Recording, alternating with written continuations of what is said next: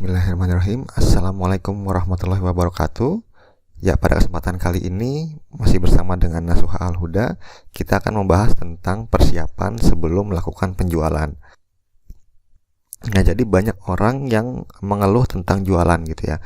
Alasannya tuh macam-macam. Misalkan susah dapat pembeli, terus udah dapat pembeli tapi yang mau beli itu nggak kunjung transfer gitu, nggak transfer, atau misalkan sekarang lagi krisis ekonomi, lagi pandemi, atau sekarang lagi bulan puasa dan lain sebagainya. Banyak orang yang beralasan susah untuk jualan.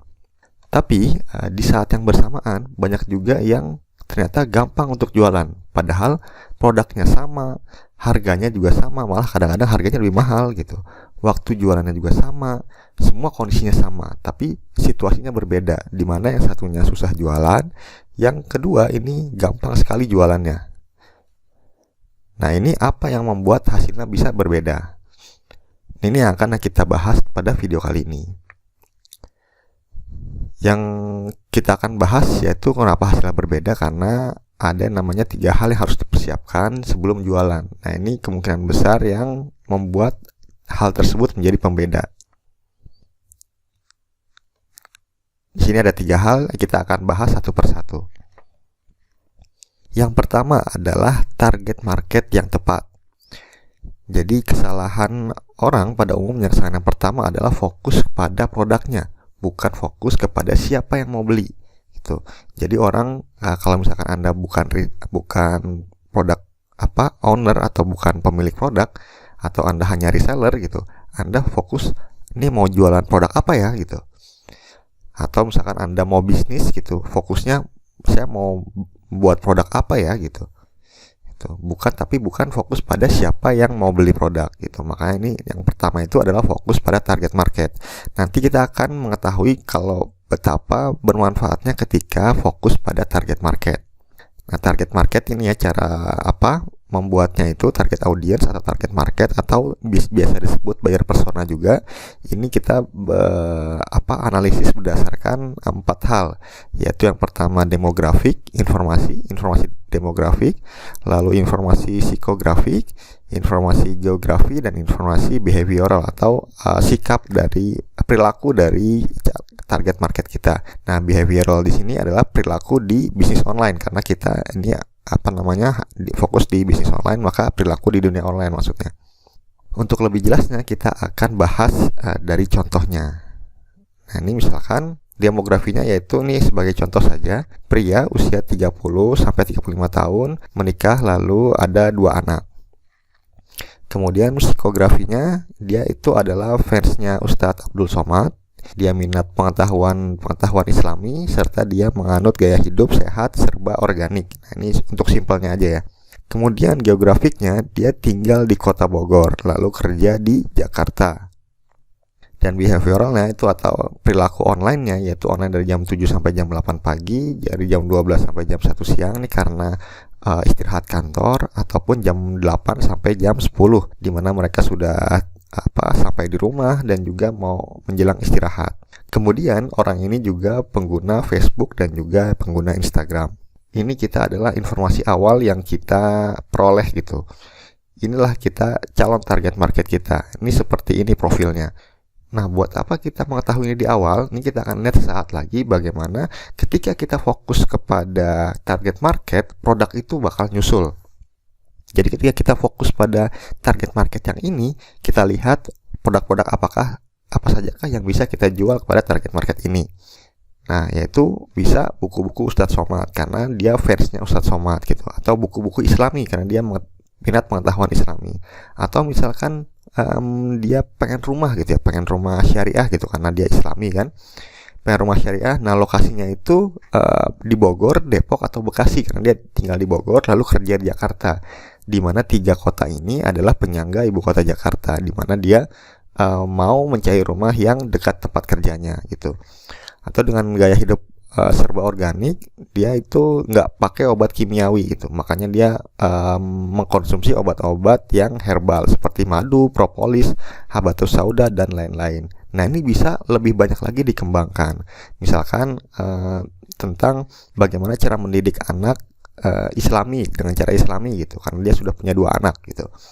Nanti bisa diperhatiin lagi dua anaknya ini umur berapa lagi gitu, umur 10 tahun kah, umur 3 tahun kah gitu. Nanti kita bisa jualan misalkan mainan anak di usia 3 tahun sampai 5 tahun dan lain sebagainya. Nah, inilah fungsi ketika kita fokus kepada target market. Jadi produknya itu banyak gitu ya. Bahkan satu orang konsumen bisa kita jualin semuanya gitu. Misalkan satu orang ini kita sebut saja si A atau si Pak Budi gitu misalkan. Dia kita jualin buku-buku Ustadz Somad, dia beli gitu. Ketika kita jualkan madu atau propolis, dia beli juga. Atau ketika kita menawarkan rumah, dia juga beli juga di kita. Nah, ini namanya akan meningkatkan customer lifetime value. Jadi di mana misalnya kita jualan madu saja gitu ya. Nah, itu berhenti sampai situ. Jadi ketika orang beli madu, udah kita tinggalkan orang itu, kita cari lagi target market baru atau cari lagi konsumen baru. Padahal ketika kita analisis, dia itu juga pengen buku-buku Islami, pengen pendidikan anak secara Islami atau pengen rumah gitu.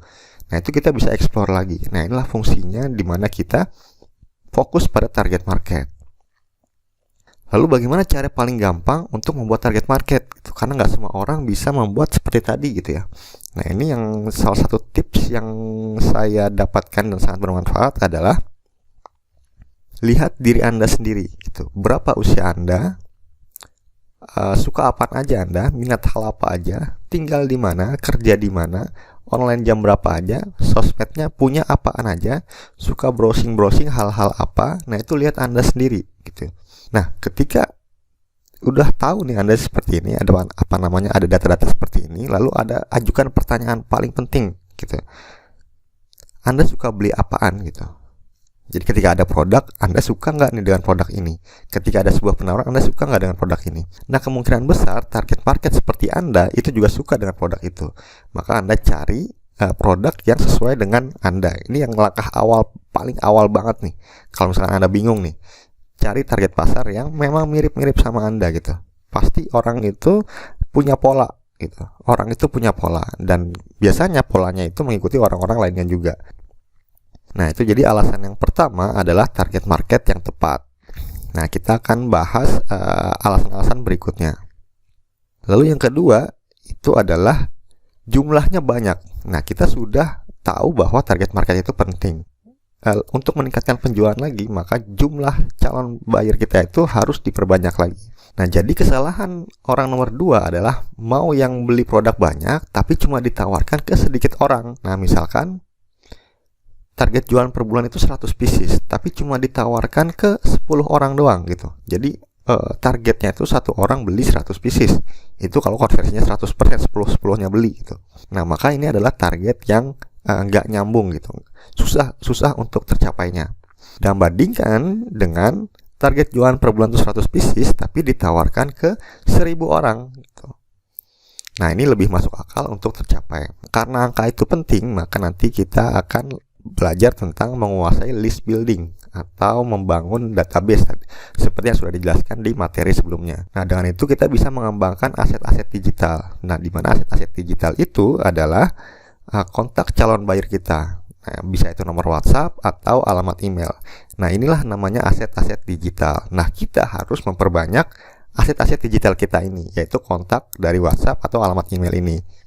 Nah, jadi kita sudah mengetahui dua alasan, yaitu target market yang tepat dan juga jumlahnya banyak. Nah, ini yang terakhir setelah target marketnya tepat, kita mengumpulkan orang yang tepat dan jumlahnya banyak. Nah, ini langkah yang penting juga, yaitu yang ketiga adalah Anda dipercaya. Nah, setelah targetnya market tepat dan jumlahnya banyak, Anda dipercaya, maka closing itu akan mudah. Karena kesalahan ketiga ini banyak orang itu mau langsung buru-buru jualan. Nah, ini sebenarnya nggak salah-salah amat gitu ya. Kalau misalnya sudah terkumpul semua, nggak apa-apa kita jualkan gitu ya.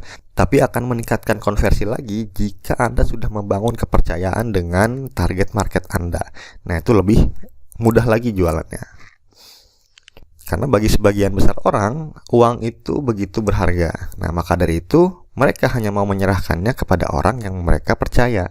Nah, ketika orang yang mereka percaya itu Anda, nah itu lebih bagus lagi gitu ya.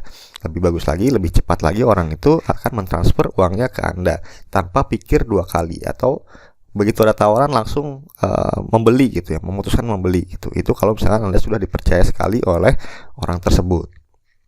Nah, itulah 3 hal yang harus dipersiapkan sebelum jualan, yaitu target market yang tepat, kemudian banyak jumlahnya, dan juga Anda dipercaya. Nah, saya menyebutnya untuk gampangnya itu kualitas dan kuantitas. Kualitas itu target market yang tepat dan juga Anda punya kepercayaan dari mereka, dan kuantitas tentunya banyak jumlahnya.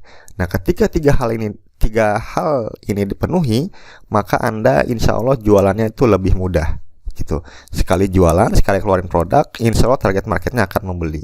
Nah, inilah 3 hal yang harus Anda siapkan sebelum melakukan penjualan. Ini penting sekali.